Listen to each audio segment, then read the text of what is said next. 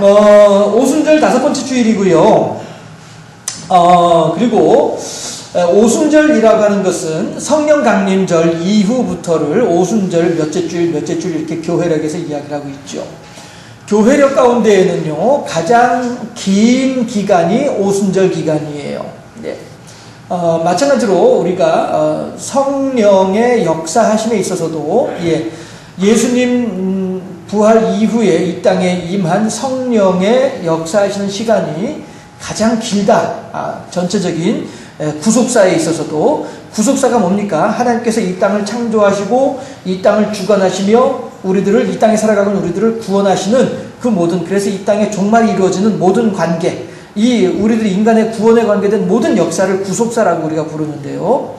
구속사 중에서도 가장 비중이 많고 가장 긴 기간을 가지고 있는 것이 성령의 활동하는 기간이라고도 할 수 있겠죠. 그래서 우리들은 이제 오순절을 계속 이제 오순절 몇째 주일 하면서 성령에 대해서 우리들이 계속 이제 예배 시간에 하나님의 말씀을 듣고 있습니다.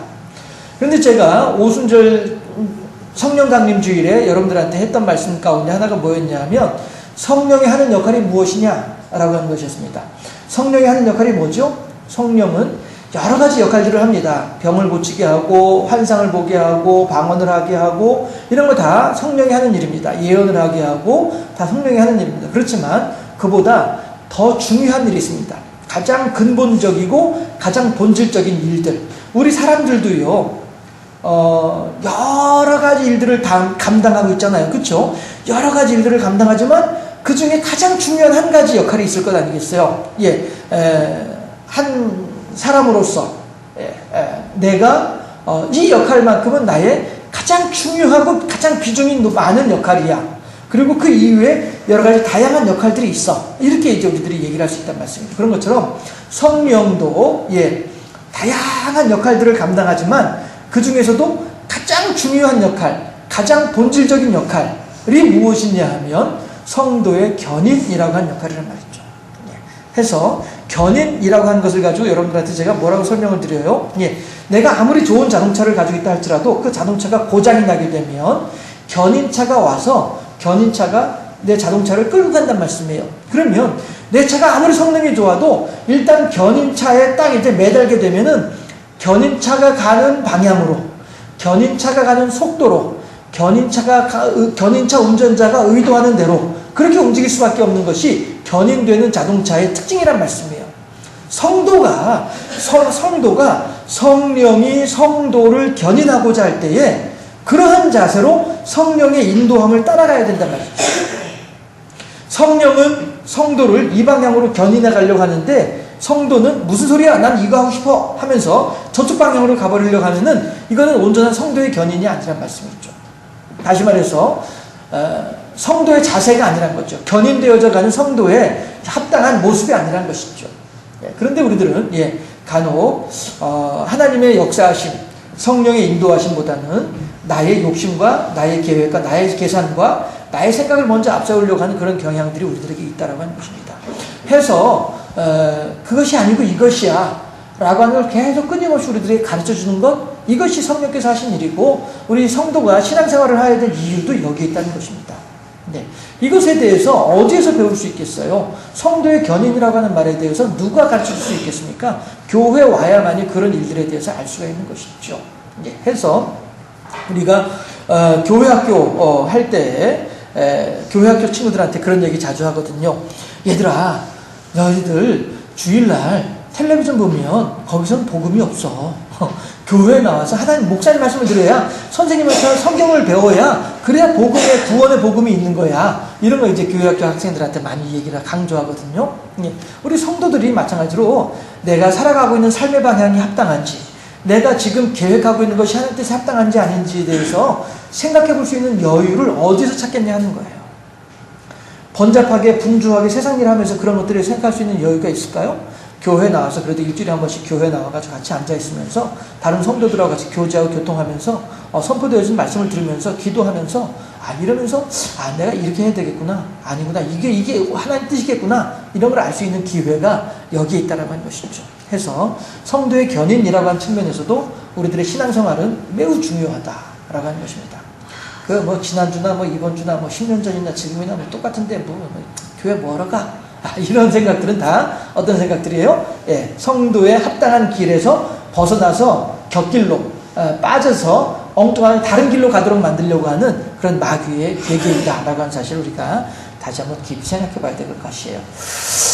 오늘 본문으로 들어와서요. 예, 오늘 본문은요, 성경에서 대표적인 난해 구절 가운데 한 부분이라고 사람들은 이야기를 해요. 누가복음 16장에 있는 내용들을 여러 가지 난해 구절 가운데 하나이다라고 그렇게 사람들은 이야기를 해요.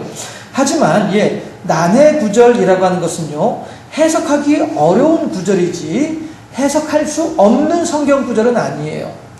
그건 무슨 얘기냐면 그만큼 여기에서는 하나님 예수님께서 한 번 꼬우고 두 번 꼬아 놓으셨기 때문에 그래요. 그러나 그 꼬아 놓은 것들을 잘 하나하나 풀어놓고 보면은 얼마든지 또 예수님께서 왜 이 말씀을 하셨는지에 대해서 알 수 있는 구절이기도 해요. 해서 우리들이 일단 누가복음 16장에서 1절부터 8절까지만 읽어보긴 했습니다만은 일단 누가복음 16장 본문을 이렇게 펼쳐 놓으시고요.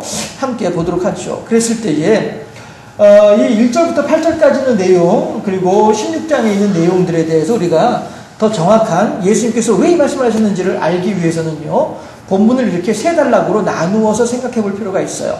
해서 1절부터 8절까지는 예수님께서 제자들에게 주시는 예화예요. 예수님께서 예화 설교를 하고 계시는 거예요, 지금. 예화를 통해서 자, 이 내용을 너희들이 들었지? 이 의미가 무엇이냐 하면 이렇게 하면서 예화와 비유를 가지고 예수님께서는 자주 설교를 하시거든요. 그래서 심지어는 예수님의 그림 언어라고 하는 말도 해요. 나중에 기회가 되면 예수님의 그림 언어에 대해서도 한 번 더 집중적으로 배울 수 있는 기회가 있을 것 같고요. 아무튼 1절부터 8절까지 예수님의 예화인데 어떤 예화이냐 하면 청지기가 있었어요. 그런데 이 청지기가 주인이 이렇게 얘기를 들어보니까 청지기가 별로 성실하지 못한 청지기야.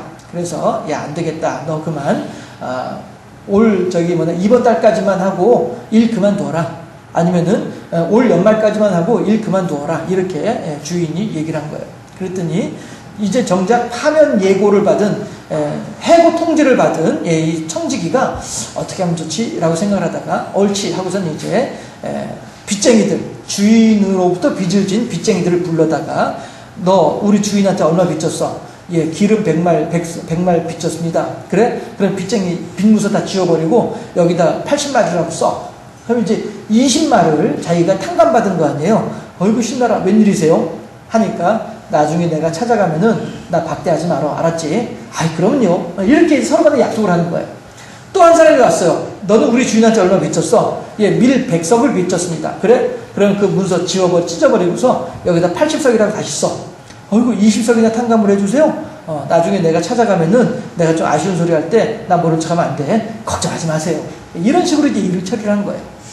이 이야기를 주인이 들었어요.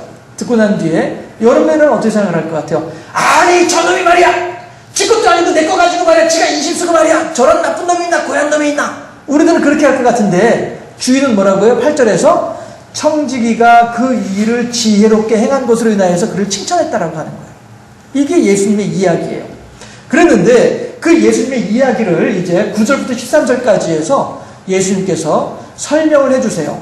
얘들아, 이 이야기는 어떤 이야기냐 하면 불의의 제물로 친구들을 사귀게 되면 그 제물이 다 소진되었을 때에 그 친구가 나를 자기 집으로 영접을 해줄 거야. 알았지? 너희들이 작은 일에 충성하는 자에게 큰 일도 맡길 수 있는 거야. 이렇게 이제 예수님께서 말씀을 하세요.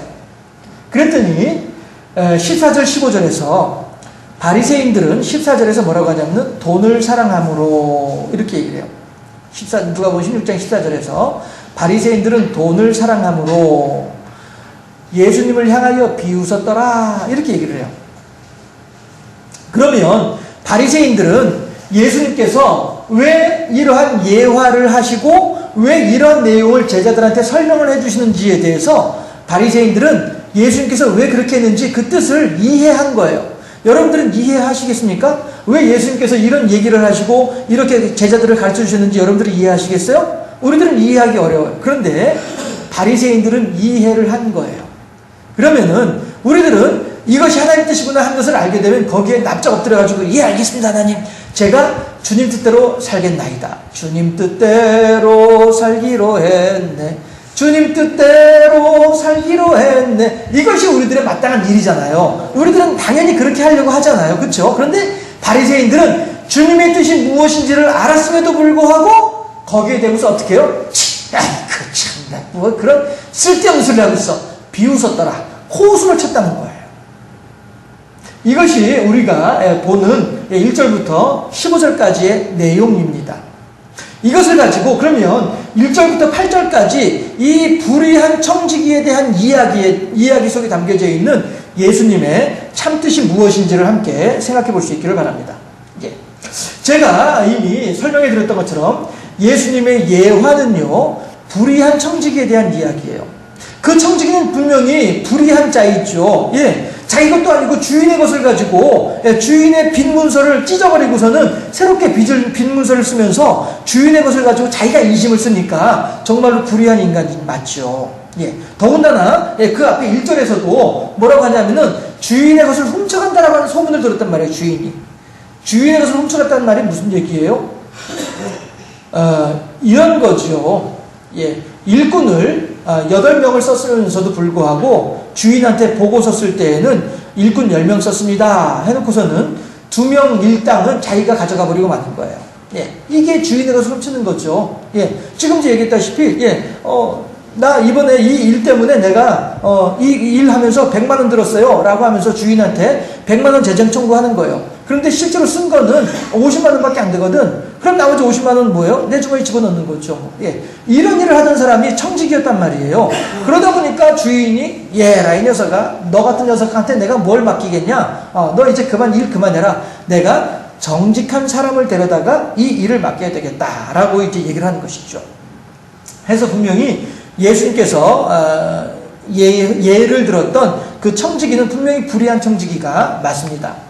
그러면 예수님께서 이 예화에 대한 해설을 해주시는데 어떻게 해석을 해주시느냐 하면은 친구를 사귀면 유익하다 하는 거예요. 그런데 그 친구가 어떤 친구예요? 불의한 재물로 사귄 친구거든요. 불의한 재물이나마 친구를 사귀는 것이 안 사귀는 것보다 낫다. 이런 의미가 되는 것이죠. 예. 불의한 재물이나마 그에게 선대함으로 말미암아서 훗날 나를 자기 집으로 영접할 것이다. 내가 베풀어준 대로 내 것은 아니지만 어쨌든 남의 것이지만 내가 베풀어 주었을 때에 그것을 인하여서 그 사람이 나에게 고마워할 것이다. 이렇게 예수님께서 설명을 하고 계신 내용이에요. 그리고 다시 말씀드리지만 바리새인들의 비웃음. 아이고 내가 무슨 말인지 알겠는데 무슨 뜻인지 알겠지만 아유 됐어 난 신경 안 써. 너나 많이 해. 나는 그런 거 안 할 거야. 나는 상관 안 해. 이런 의미가 되는 거죠. 바리새인들은. 지난주에 우리가 들은 히브리서 말씀을 우리가 생각했던 것처럼 오늘날 너희가 그의 말씀을 듣거든 마음을 완악해 하던 자들과 같지 아니하게 광야에 생하던 백성들과 같지 아니하게 행하라 하시는 말씀이 있었음에도 불구하고 광야 백성들은 하나님의 기적을 날마다 경험하면서도 불구하고 하나님께 순종하지 않았던 사람들이 광야 백성들이었단 말씀이죠. 오늘 바리새인들도 예수님의 말씀하심의 의미를 분명하게 깨달아 알았음에도 불구하고 거기에 아멘 하면서 순종해야만 할 터인데 순종할 생각은 하지 않고 도리어 비웃는 거예요. 너는 많이 짓거려라. 나는 나대로 살아갈란다. 이런 의미가 되는 것이죠. 예수님의 하시는 말씀에 대해서 전혀 관심도 없고 관심이 없는 건 아니지. 청종하려고 하지 않는 거예요. 청종이 뭡니까? 듣고 따라가는 것이 청종이잖아요. 하지 않는 거예요. 너는 지져라. 나는 갈란다. 이런 의미가 되는 것이죠. 여러분들은 어떠하십니까? 제가 설교를 하는데 너는 떠들어라. 나는 잘난다.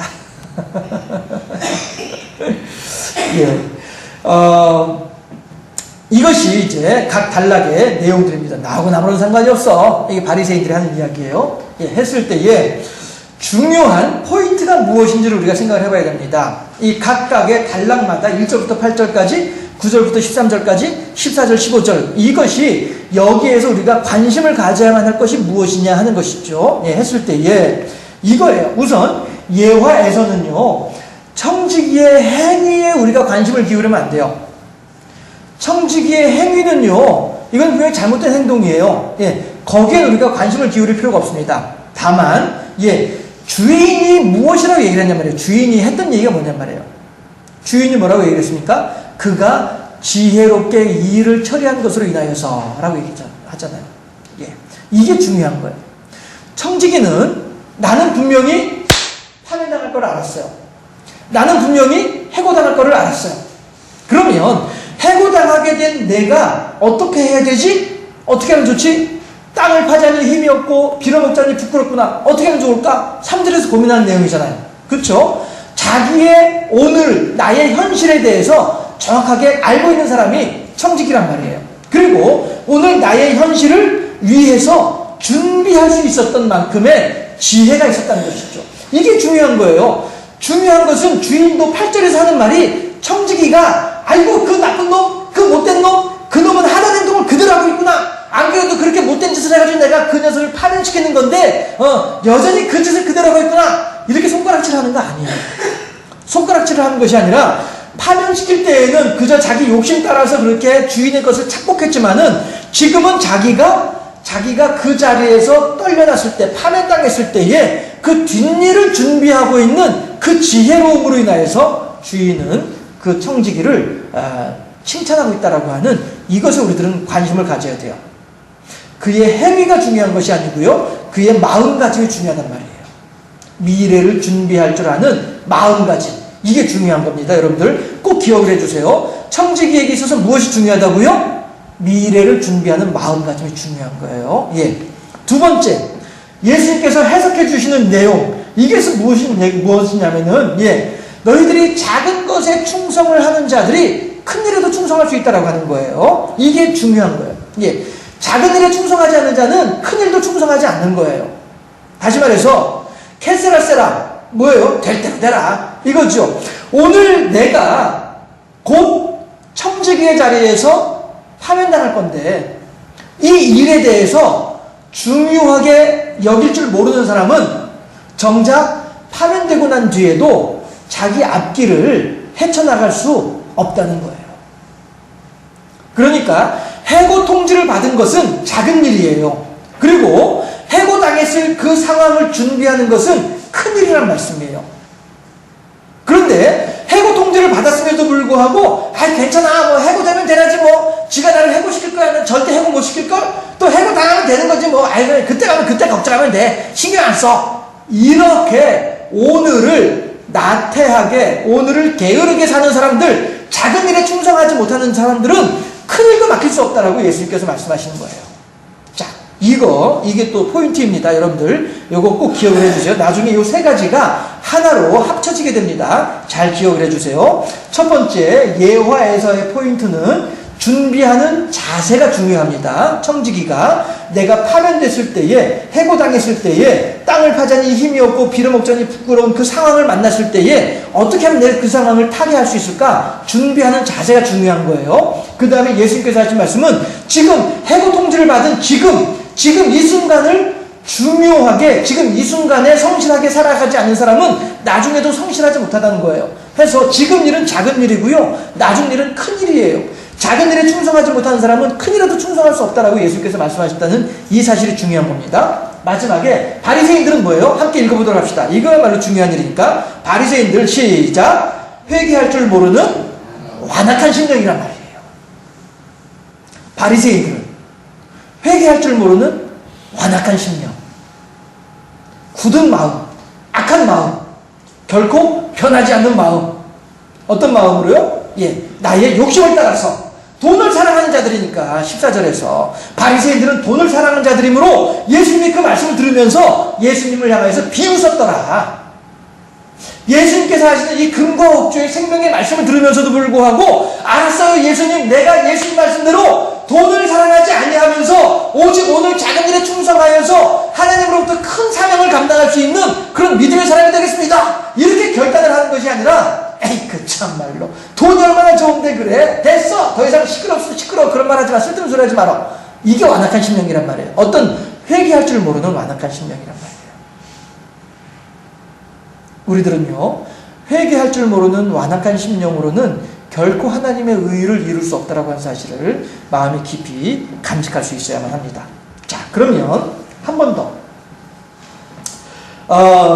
이 청지기는 변화와 혁신의 아이콘이다라고 하는 사실을 생각해 볼 필요가 있다라고 하는 것이에요. 자, 제가 이 세 가지 단락을 하나로 연결시킬 것이다라고 말씀을 드렸죠. 바로 이 청지기는 변화와 혁신의 아이콘이다라고 하는 이 말이 우선 결론적으로 말씀드리면 세 가지 단락을 하나로 합쳤을 때의 결론이에요. 이 내용을 여러분들께서 잘 기억을 하시고 다음 슬라이드를 봐주시기를 바랍니다. 청지기는 어떤 아이콘이라고요? 변화와 혁신의 아이콘이란 말씀이에요. 이 아이콘이라고 하는 말은 요즘 자주 사용하는 말이라서 이렇게 썼지만은요, 표상이란 말이죠. 변화와 혁신의 샘플이란 말이죠. 우리 성도들에게 보여주고 있는 우리들이 성도들이 앞으로 마땅히 어떻게 행해야만 할지에 대해서 보여주고 있는 모습이란 말씀이에요. 우리 성도들이 변화와 혁신을 이루지 않으면 안 된다라고 하는 것을 이야기하는 거예요. 우리들은 변화와 혁신을 이루어야만 합니다. 그런데 어떻게 변화와 혁신을 이루어야 될 것이냐? 이걸 한번 이제 보도록 하시죠. 자, 이제 우리들이 적용점을 찾아보도록 하겠습니다. 자, 이부터 한번 읽어보도록 할게요. 시작. 청지기, 나, 주인, 하나님. 이거 중요한 내용이기 때문에 함께 읽어보자라고 하는 거예요. 여러분들께서 꼭 마음에 새기실 수 있기를 바랍니다. 자, 청지기는 나예요. 왜냐하면은요, 청지기가 주인으로부터 해고 통지를 받는 이유가 왜 그렇습니까? 주인의 것을 가지고 주인의 유익을 위하여 주인께 올려드려야 마땅할 것인데 불구하고 이것을 주인의 것을 가지고 자기 마음대로 썼거든요. 1절에서. 오늘 16장 1절 말씀 함께 읽어보도록 할까요? 오늘 누가복음 16장 1절 말씀입니다. 과연 청지기의 모습이 어떠한지를 함께 보도록 하시죠. 누가복음 16장 1절 제가 같이 본다고 했었죠? 1절 말씀 합독합니다. 시작. 또한 제자들에게 이르시되 어떤 부자에게 청지기가 있는데 그가 주인의 소유를 낭비한다는 말이 그 주인에게 들린지라. 아멘. 주인의 소유를 청지기가 낭비하면 이건 청지기가 아닌 거죠. 주인의 소유를 낭비하는 사람들은 일선 일꾼들이에요. 노예들이나 주인의 소유를 만들어 낭비하는 거지, 청지기는 주인의 편에 서가지고 어찌하든지 주인의 재산을 불려줄 수 있도록 하는 것이 이게 청지기의 사명이에요. 그런데 청지기가 도리어 노예들과 똑같이 주인의 것을 착복하고 주인의 것을 낭비하고 있단 말이에요. 자기 자리를 지키지 못하는 것이죠. 아담이 하나님으로부터 받았던 사명은 무엇입니까? 너희들이 이 동산에 있는 모든 것들은 다 너희들 마음대로 하되 동산 중앙에 있는 선악을 알게 한 나무 열매만큼은 먹지 말고 잘 지키고 있어. 잘 간직하고 있어. 이것이 아담이 하나님으로부터 받은 사명인데 그 사명을 제대로 감당하지 못하는 거예요.